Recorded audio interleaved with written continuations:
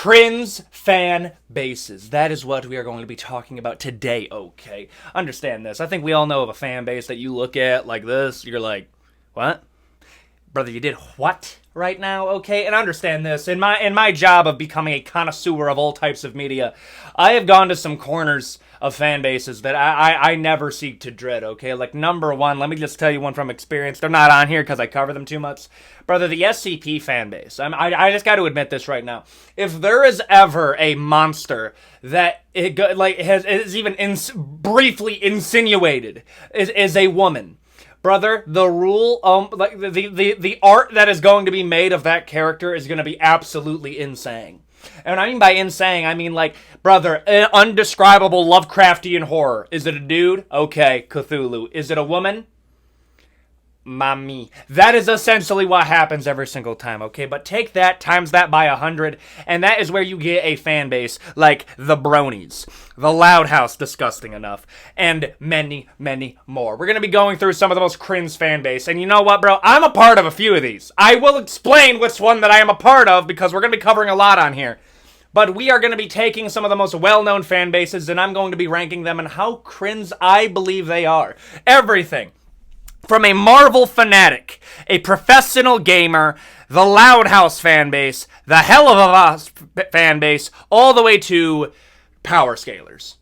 We got a lot that we're going to be covering in this video, so I want to get straight into it. If you want to support the channel even further, please consider like, comment, and subscribe. We're trying to get to 250,000 subscribers before the end of the year. That is the goal, and we are on track to do it. We're about to hit 250. I think we're going to hit 250 by mid-September. That's what it's looking like right now. We started the year with 75,000. Now we're about to hit 250. That's absolutely insane. We're trying to get to 500,000 before the release of GTA 6. I'm feeling good. I started a second channel called Capeside Convos where I talk about MMA stuff, and I get to be a bit more ranty in that because that's the only sport that I really watch, if I'll be frank with you. And yeah, that's essentially what's going on right now. I'm blessed to do what I do, and if you want to support the channel, all you gotta do is hit that little subscribe button for me. Hit the bell icon to stay notified. We make videos all the time. And with all that out of the way, let's get into today's video. Let's go. Marvel fans, understand this. I am a proud Marvel fan, but let me tell you something right now, bro. If you criticize a new Marvel movie a little bit too much, and when I mean by a little bit too much, you point out that literally every single superhero movie ever has the exact same plot. I'm not kidding. Just about every single superhero movie ever made, outside of a few, literally have such an identical plot that you can predict what's going to happen before the movie even comes out. There's only a few movies that break this mold, that being Civil War, Infinity War, and Logan. I'm gonna be real here, like, other movies, it's not that they're bad, but, like, they ain't great. I'm sorry, dude. Like, let me just say something right now. For the longest time, if you said Black Panther was anything other than a 10 out of 10, that was an opinion that could have got you got. I'll just be real with you. Now we're to a point that you can say that it was like an 8. If you say it's a 5, you might still get got. I'll be real here. Yeah, I don't think it's a 5 out of 5. I think we're like a 7.5. That's how I rank a Black Panther. Maybe an 8. Maybe an 8. But the modern Marvel fan base, bro, we are in full copium. Dude, like, I'm not even gonna... I had a discussion with a big Marvel stan. And I'm not even kidding you. We got to the point in the debate where he was arguing that it doesn't matter how much money a Marvel movie makes because they are just movies in general. And I'm trying to explain this to him. It's like, no. These movies are so expensive to make that if they don't make like $1 billion, it's seen as a slight failure. The reason that it doesn't seem like that is that Disney has so much money, they can lose money every single year, and it doesn't really mean anything for them because of how big a $1 billion corporation they are. And then they said, well, no, brother, I don't know how to talk to you then. I can point out like objective flaws like in modern Marvel. Like, I'll just say this right now. Bro, if you're around a, like, Marvel disciple, and you say something like, oh yeah, bro, Marvel ended after Endgame, they will look you dead in the eye like you just blasphemed their lord. Oh my gosh, bro. Like, no. We haven't had any level of hype that was anywhere near Endgame. We're going into Avengers Doomsday, and I had to explain to him, understand this, the only reason that you're hyped for the post-credit scene and Fantastic Four ever is because the new Avengers movie leaked that the new villain is going to be Doctor Doom, and it's going to be played by Robert Downey Jr.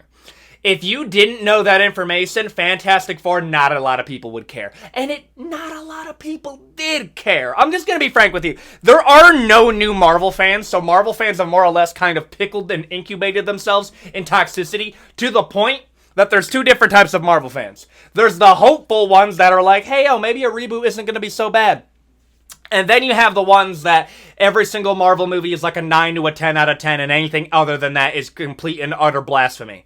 And I'm sorry, bro. Here's the thing.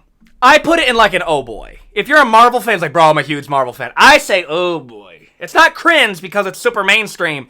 It is an oh boy type of thing, though. I gotta put it right there. I think that's a valid placement. League of Legends. We're going to be covering a few, like, video game fan bases. Like, we got a few that I'm going to be covering on here. League of Legends is one of those where the one thing that I got to give you is that League of Legends players have such a thick skin for just any level of toxicity because they've literally had to go through basically, like, the worst gaming community there is for toxicity. And some people have the audacity to be like, I don't understand how it could end up like that. What do you mean? How are you surprised that League of Legends has one of the most toxic fan bases ever? Play League of Legends and you're going to realize really quick, I'm not that much better than you. Like, let me tell you something. They're not going to be on here. But I'm not. I raids every once in a while. I become a more even temper type of man. Okay, I had to replace that door back there. I had 2 holes in it. One of them was named Slave Knight Gale from Dark Souls 3, and another one was named Centurion because I was getting destroyed on For Honor. And I become more of a calm person. I recently re-downloaded Clash Royale. When I tell you that I nearly yeeted an iPad outside of a window like a frisbee. Dog, I'm sorry. Dude, Clash Royale sends me to a demonic spot. League of Legends, bro, it might fundamentally change me as a human being. I might become like Angron from Warhammer 40k and just become this absolute demonic entity that is spewing out like basically the unforgivable curses from Harry Potter that are essentially going to get me horrifically canceled in every language across the world. I'm sorry, dog. Yeah, no, League of Legends. I'm scared of League of Legends because I know the person it would turn me into. Bro, I'm sorry, dude. And I've never met a League of Legends player that loves playing the game. Ain't that interesting? Brother, it's like game theory taken to the utmost effect. And I'm not talking about the YouTuber. I'm talking the actual theory of gaming. Game theory, bro.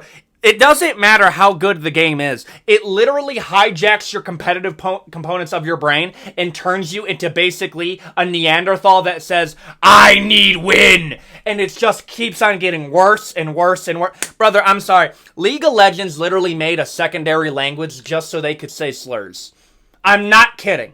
Brother, I'm sorry. League of Legends. Like, yeah, bro, I'm a huge League of Legends player. I'm putting it in cringe. You're middle of the line cringe. You're either the worst or some of y'all are pretty cool. But I'm putting y'all in cringe. I think that's a valid take. Swifties. Let me just say this right now. I do believe Taylor Swift is probably the most accomplished female musician of all time. And probably top 5 of all time in terms of accomplishments. Can we agree on that? But dog, it'll never not concern me to watch Taylor Swift by her mere presence alone, like Cthulhu from H.P. Lovecraft, okay? Comes into any area and basically summons a group of basic white girls that wear denim jackets and all have like really, really poorly done bangs. Brother, I'm sorry, dude. Starbucks, every single time Taylor Swift strolls up in town, is looking at Taylor Swift like... because they know business is about to go up, dog. It's like a hive mind. It's actually insane, bro. Okay, like, I'm not saying Taylor Swift isn't good. However, what I am saying is... Brother, the Taylor Swift fans scare me a little bit, okay? It reminds me of the Flood from Halo, okay? But instead of it being like an actual Lovecraftian dust that takes control and turns them into this hive mind zombie-like entity, it's the leader of the basic white girls strolling in and basically turns everybody there into a Starbucks-dependent, denim-fueled machine. That's essentially what happens every single time, bro. I'm sorry. If I see a girl and she's legitimately crying to a new Taylor Swift song like she just lost a loved one in a horrific tragedy, I'm staying away.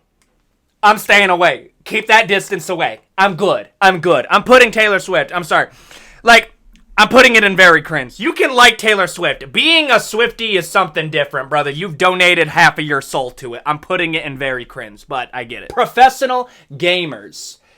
Understand this. This is a very, very select group. I might have to... I'm actually going to rename this one. Okay, editor. Put in... Let's put in hardcore gamers. I'm going to put hardcore gamers in. Think of your Valorant, your Counter-Strike, partly your League of Legends, not your World of Warcraft, because I have a different rant for World of Warcraft players in an entirety. But, brother, people that get way too into competitive gaming, I just want to let you guys know, have fundamentally destroyed gaming for a very large portion of people. You know what, bro? What's the biggest problem in gaming? Dude, it's the competitive side of gaming. Holy shit, dude. Oh my god. You got me arguing in favor of putting bots in lobbies because y'all have actually destroyed playing those games. I'm not even kidding, dude. When you have... And part of it is the influence. Because you could have 1,700 different types of weapons in a game. If your favorite streamer tells you that this is the meta loadout, everybody uses that. Literally everybody. So you have fundamentally stripped a whole portion of the game completely away. And you have to be a part of the meta in order for you to still be competitive. And which it would just be better if the meta just didn't exist or you didn't explain it to them. Metas used to be fun when they weren't known. I remember having conversations in like my 5th and like 6th grade like lunch tables where we would be debating what the optimal loadout is for like a Call of Duty game. Now it's like people turn on their favorite streamer and they already got it. I sound like a boomer. I sound like a boomer right now, bro. But you know what it was? I watched XQC play the Battlefield 6 beta, and he was arguing that it needs a Battle Royale and a Battle Pass. And we're already getting a Battle Pass, I get it. But can we stop with the fucking Battle Royales, dog? Like, can we actually stop it? Dude, Battle Royale, if I get Battle Royales in literally everything, it starts to bother me a little bit. Because Battlefield 6... I don't think does well with a Battle Royale. Brother, give me an extraction. I want like a DMZ mode. If you're going to do anything like that, do something like that. But the problem is like with the hardcore gamers, is the hardcore gamers almost operate in a hive mind that fundamentally sucks the fun out of any game that they get into. So we have to resort to playing games that are pretty niche or single player. Like, I like FromSoft games. Those are difficult. I'm not listening to your meta loadout in a FromSoft game. I'm playing as Guts. I'm sorry, dog. Professional gamers. If you're like, bro, I'm a hardcore gamer, it's cringe, but I'm going to hear you out because it could be good, but I'm going to put it in cringe. The Loud House fan base. Dog. Brother. They're siblings. They're siblings.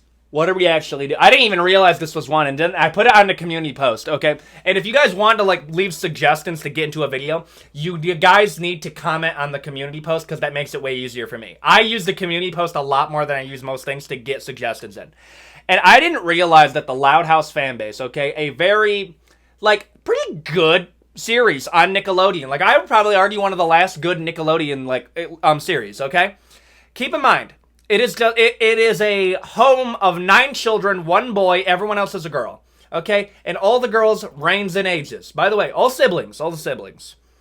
The amount of Rule 34 art that you have to go through, that I need to state this, are either not of grown up, or they're not grown ups, and they're siblings.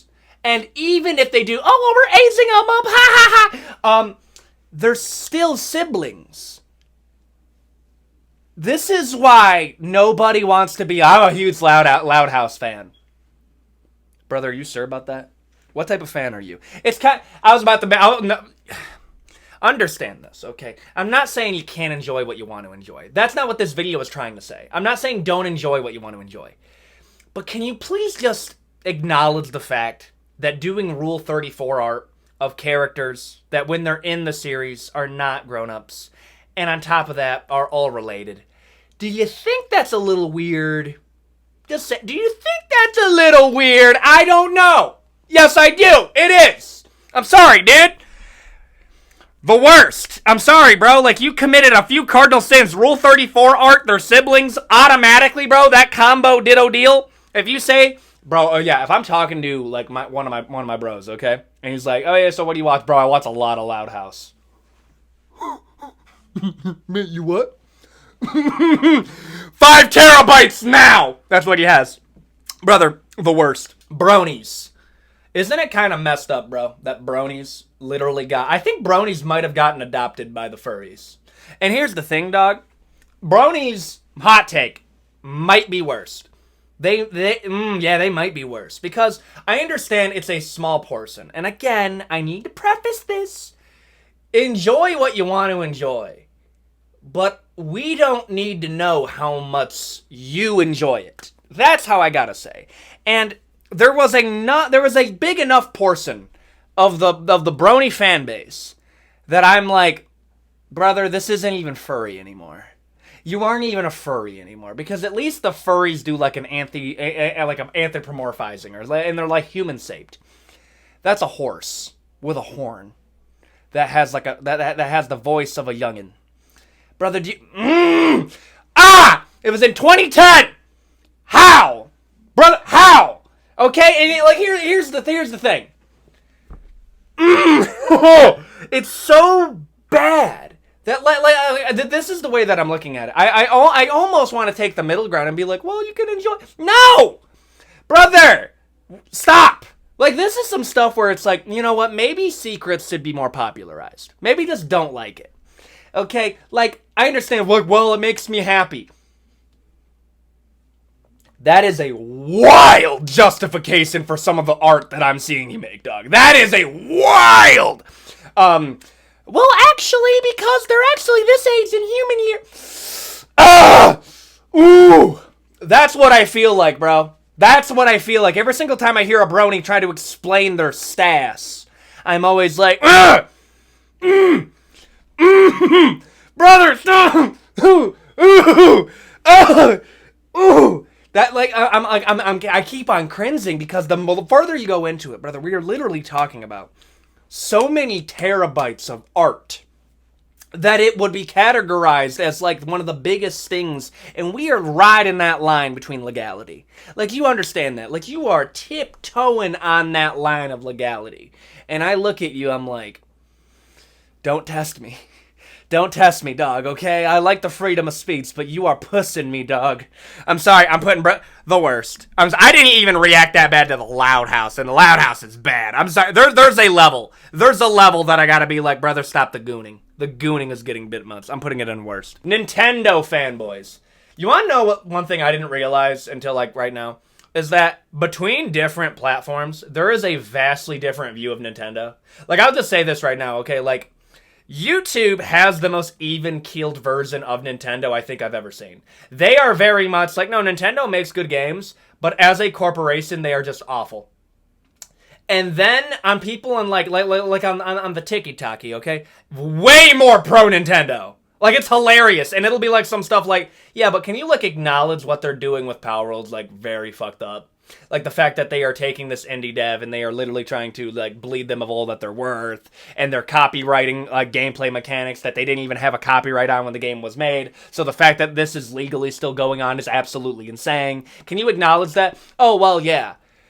And you're still going to support Nintendo no matter what, even though they like, you know, started raising the prices on you. Oh yeah, 100%. Even though they're like pulling out of like charity foundations, you're still gonna do that. Oh yeah, 100%. Because PlayStation does bad stuff too. What did you say anything about like when they were blocking servers for Helldivers 2? Yes. Yes, I was talking about that a lot, actually. Oh, well, were you supporting the PS5 Pro? No, I actually encourage people to boycott the PS5 Pro. Oh, well, I mean, like, well, that's just you. It's just like, okay, you see the sifting of the goalpost. You'll make 1 5-second, like, clip of you saying, and Nintendo's business side, is not the best. And then you're going to be talking about how Donkey Kong Bonanza makes up for everything. I'm sorry, there comes a point where I need you to have some level of, like, it's messed up. It's messed up. It's one of those things that I look at and I'm like, buddy, I'm sorry. This whataboutism that you're going to hit me with, like, you think I'm some type of supporter of, like, any big gaming publisher. It's honestly kind of hilarious. Brother, I'm not a Nintendo Xbox fanboy, like, at all. I suffer them because they sometimes make cool stuff. Brother, stop it. It's cringe, okay? Like, no. It is cringe. I'm a huge Nintendo fan. Cringe. It's kind of cringe. You can enjoy the games. I'll enjoy some Mario Kart. I'm not gonna say I'm a Nintendo fan. Does that make sense, bro? I'm gonna put it in cringe. Weebs. I understand that Japan is having, like, a legitimate population collapse, and, that sucks. That sucks, bro. It really does. I'm sorry you're having a population collapse, but, like, make more babies. Like, on a real note, bro, like, you're literally inviting over foreigners to go to your country and encouraging them to get land there so they can get with some of your women. And I'm gonna keep it honest with you, bro. Maybe this is karma for World War II. Maybe it's karma for World War II. Hot take, hot take. I'm sorry, dude. The country that committed the Nanking thing, okay? 731 thing. The Black Plague attacks thing in China, right? Them having a population collapse, that kind of sounds like karma to me, okay? However, the Weebs are a little bit too excited to be going over there. I'm sorry, dog. Yeah, bro, I'm like a 7 over here, but over there, bro, I'm a 9. And did you know in Japanese culture, they have this? I was like, ugh, stop, bro. That's weird. You're making me, and like, I can't do the voice, but it's like an anime voice that I can't quite get down. But like, I can't do it, bro. Like my body literally rejects doing like the cringe anime voice. I can't. But like, there's some things that need to be stopped being normalized. Like, number one, bro, if I walk into your room and I see an anime body pillow of like Mikazu or whatever the hell it is, or some character that's like from My Hero Academia, that's another one on here. I'm gonna be real, dog. I'm turning around and I'm walking away. Yo, bro, why aren't you coming in there? I can't, bro. Like, there's a level of degenerate that I feel that I just can't. You can be fascinated by like Japanese culture. I think the samurais are awesome. Dude, Japanese history is absolutely insane. I love that. But there comes a point where I'm like, you're a little bit too into this. You are a little bit too into this, dog. Like, I remember seeing something crazy, and it was like an American, like a Caucasian dude paid like $20,000 to get his like eyes to be more squinted. And I remember looking at that being like, this is too far gone. But then it gets worse. You're marrying a literal fictional character. And then I'm like, we have strayed so far from God, we struggle to even think of the idea of what a God is. That is hard, bro. It reminds me of like Spy Kids 2. It's like, do you think the reason why God hides in heaven is because he too was terrified of what his creation has become?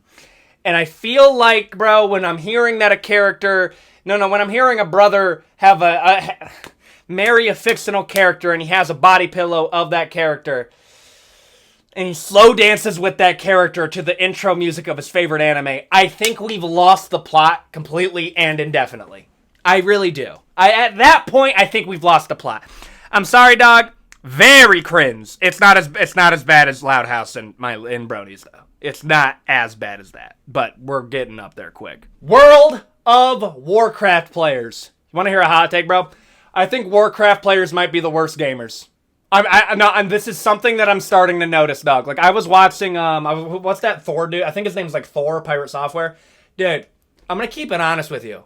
For somebody that's like, developed a ton of games, bro's kind of ass at games. Like, on a real note, like, you don't need to be like that good, but like, maybe this is me, like, being a bit naughty, being a little bit mean. I like to think that I was putting in 12 hours a day into playing some type of game, or like a considerable amount of my life into playing games. Because I'll get good at games if I like get competitive and petty enough to play it. So I have to pick and choose what games that is. But I feel like World of Warcraft, and the reason why I think World of Warcraft gamers are not the best gamers, is the amount of time you need to put to getting good at that game. Only for World of Warcraft skill sets do not transfer over to the majority of games really well. Like, if you're a good World of Warcraft player, there's only a few other games that those skill sets can transfer over to. Like, dude, I was watching Asmongold try to play Battlefield 6, and I remember looking at that like, oh my gosh, he's bad. I'm a better gamer than Asmongold, and that I don't know how to feel about that. And I'm like, oh, you're playing World of Warcraft. Okay, and the reason why I'm doing that is at least there's a level of skill that you're getting for playing a video game. However, the fact that it has become a stereotype that World of Warcraft players live in a gamer nest is one of the most disgusting things I've ever heard. The fact that that has become so popular and just such a stereotype of the community that, like, they'll show pictures of their setup being like, this is me after a 50-hour campaign. Brother, stop! I can't! I can't, dude! If I see a wrapper for adult diapers in the background and you are able-bodied, I'm looking at you like, I'm sorry, dog.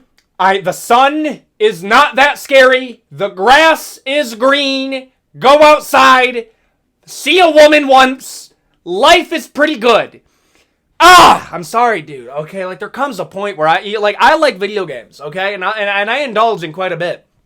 But there comes a point where you can't lose the plot. And World of Warcraft players lost the plot, and they're not even that good at other video games.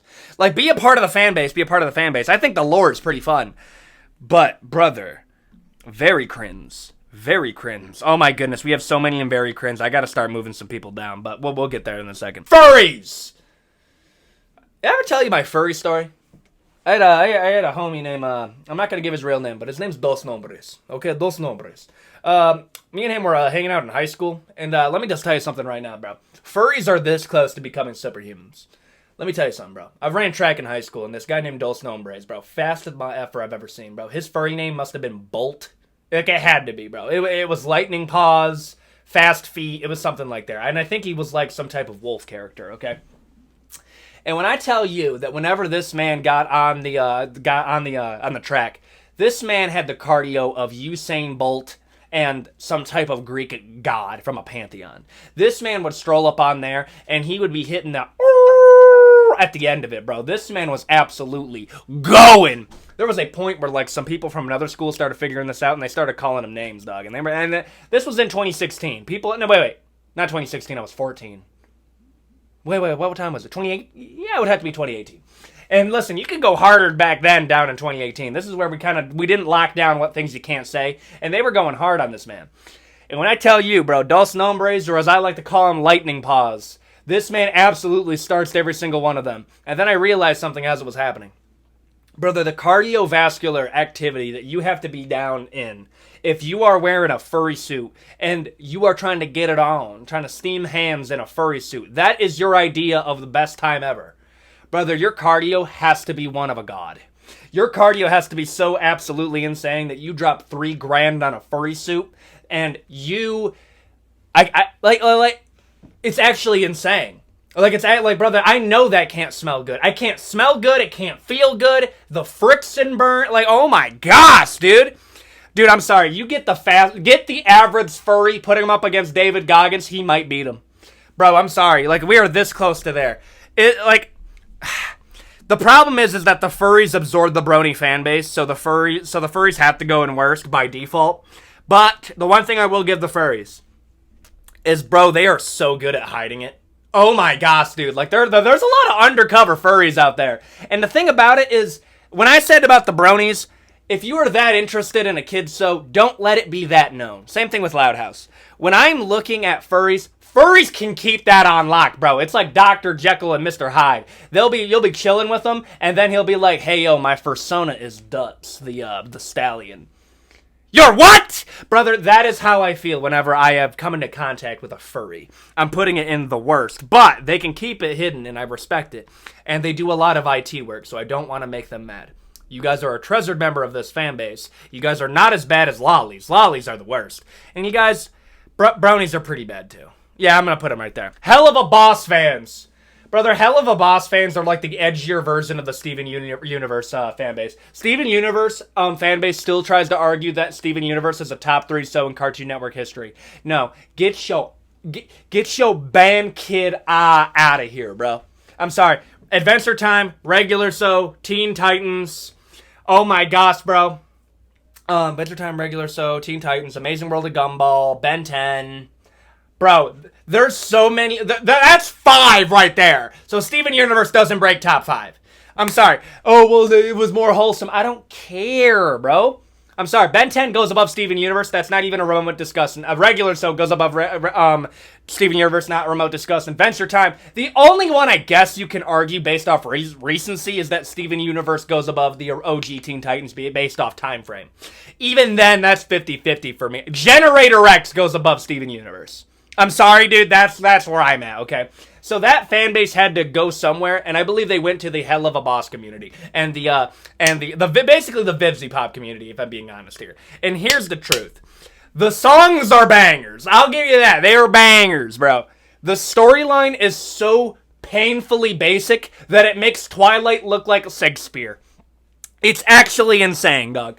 Because what do you mean? You want to do like this kind of edgy, like counterculture, like Christianity thing, and then the story is literally like basic Christianity fundamentals.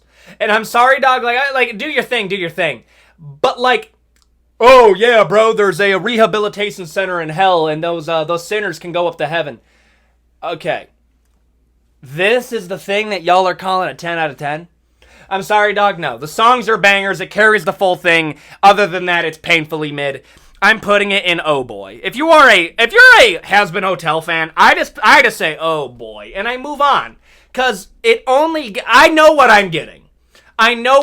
You can't even do a Rule 34R on Helluva Boss. No, you can't even do a Rule 34R on Has-Been Hotel because, brother, I'm sorry. The creator of Vivzy Pop is a Rule 34 artist. Like, I'm sorry, like, that is part of the fan base. I gotta put it right there. My Hero Academia. Dog, I had no clue there was this much vitriol in the My Hero Academia fan base. Oh my, I haven't even seen the series. Now I need to see it. Oh my gosh, I didn't know that y'all are actually in, like, a straight up civil war inside of this fan base based off who you think Deku is with. And I didn't realize, brother, I'm gonna be honest with you. 100% honest with you. I thought My Hero Academia was some level of like an adult thing, like an adult film thing, because of all of the Rule 34 art that is so impeccably done, that is scattered throughout the internet like infinity stones. I thought it had to be official art. No. Y'all have like legitimately, like just absurd level artists, and you guys must have some context inside of the algorithm, because your stuff goes all over the place. And it is so well done that this has to be official artwork. No! It's Academia Gooners, dude! And some of them, they're pussing like, yeah, man, she might be an adult. Stop. This is weird now. You made it weird. You ever see a fan base and they're so toxic, but there is some level of peakage there? That's how I feel about My Hero Academia.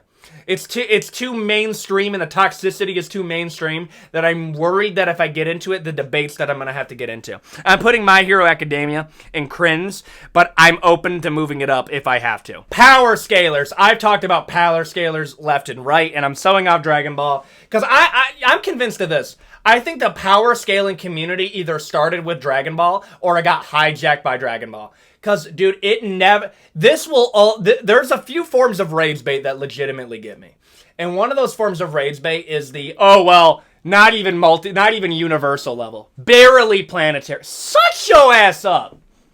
Honestly, dude, stop. Dude, I'm sorry. This is how it got me into it. I was enjoying watching Invincible, just having a good old time. And then, I was enjoying, a lot of the animation for, the Conquest versus Mark Grayson fight.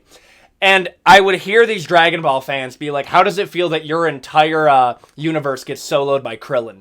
Brother, nobody cares. Literally nobody cares. I get it, you love Dragon Ball and everything, but if your sole way of enjoying your media is that how powerful the characters are, dog, you can't even watch 90% of movies because, most of the characters are not even planetary level. That's such a weird way to look at it. And I know I've done, some power scaling videos. But here's the thing, dog. Power scalers treat this shit like a full-time paying job. And every single time, Death Battle makes a video, it becomes, an absurd level of debate between toxicity that it's just brother, just watch and enjoy. That is how I feel about it, dude. And I'll have fun up till a certain point. But it gets to a point where I literally can't enjoy certain pieces of media because power scaling gets brought in and they go to be like, well, how can you enjoy this? Your character is so weak. Why does that have to be a criteria for you? I'm honestly going to put it. I'm putting it in an oh boy. If you're like an amateur power scaler, which is cringe just to say that alone, I can see it, but I'm putting it in oh boy though. The Harry Potter fan base. Dude, I'm sorry. We're gonna get straight into this. I've talked about this multiple times. I don't know how much on here, but I've talked about other places. The Harry Potter fan base is the worst main movie fan base there ever is. I have never seen a fan base that hates their core material so much that they're still a fan of it. No, like on a real note, Doug. It is actually insane that at the same time they want Harry Potter to continue, they actively get angry that J.K. Rowling has to be involved. And if you don't like J.K. Rowling, you don't like J.K. Rowling. But I've seen Harry Potter fans literally try to do magic to, try to, shorten the life of J.K. Rowling. They are literally waiting and praying for the day that J.K. Rowling is no longer with us. Keep in mind, the person that wrote Harry Potter, by the way, okay? They are waiting for her to kick the bucket so they can enjoy it even further. And it is absolutely insane that we got to that point. It just doesn't make sense to me, bro. Okay? Why are you surprised that the person who wrote the book has to be involved in all pieces of media that come from that book? That's where it bothers me. Because it gets to a point where I'm like, why are you a fan then? How can you possibly be a fan of media if you actively hate when media gets created for it? And brother, I've checked out of the Harry Potter fan base for multiple reasons, but part of that is I think Harry Potter fans have to be the only fan base that hates their core material so much, but also loves it at the same time. I'm sorry, dog. Harry Potter fan base, they go in the worst because I think they're the most toxic film fan base there is. I think it's way more than Marvel, and it's not even close, dude. The Star Wars fan base. The Star Wars fan base, bro, unironically, they just have a beef within that is so even-keeled that, you have the original fan base, you have the prequel fan base, and then you have the sequel fan base. And they all basically go against each other, and it gets to a point where you can't really name a critique on any of the movies, because if you name a critique, they immediately start going at you, depending on what you're critiquing. If you say the prequels are overrated, the prequel fan base, and actually, probably the original fan base will go after you. If you say anything about the sequel trilogy has had to defend those movies so hard that anything that is said that is a valid criticism, they attack it like it's the plague. Dude, I've said this multiple times. The entire problem with the sequel trilogy is The Last Jedi. If you redid The Last Jedi, it would have made the entire trilogy work a bit better. The Force Awakens is not that bad. You could do some stuff with that. And The Rise of Skywalker is as good as you could possibly make those movies with what you had to work with. The Last Jedi takes everything that's cool with the sequel trilogy and alley-oops that shit into the shredder. And the sequel fan base will still defend it. And they'll actually say the inverse. They'll say that The Last Jedi is the best movie in the trilogy, but it just doesn't work in the trilogy. Then it's not a good fucking movie then. Talking to Star Wars sequel fans is actually so aggravating because anything that you bring up as a point against a movie, anything that you argue that is a point that they would use to attack other movies, they won't want to apply it to themselves. Number one, I'll hear sequel fans critique the prequel movies over their choreography, and then if you bring up that the choreography in the sequel trilogy is pretty wonky and bad at times, they'll be like, oh, well, why does that matter? Then why are you critiquing any of the other movies then? I'm sorry, bro. That's how I feel, bro. I put it up there in very cringe, and I think that's actually a pretty valid one. I think that's valid. Warhammer 40K. I'm going to be honest with you. I think Warhammer is going to be the next fan base that becomes mainstream. No. This is how it went. It went, Marvel. Marvel became super mainstream to the point that being a Marvel fan isn't that crazy.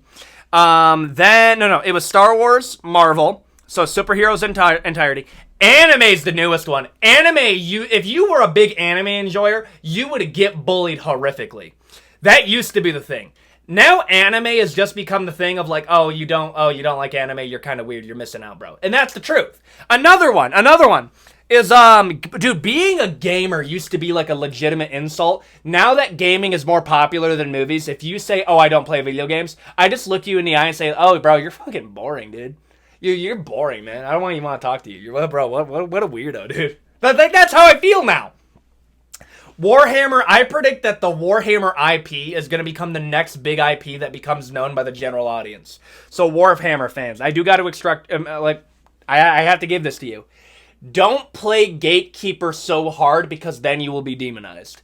But I do predict that Warhammer will become the next big thing because there's a lot of people that are Warhammer fans that you wouldn't... Henry Cavill's a big Warhammer fan.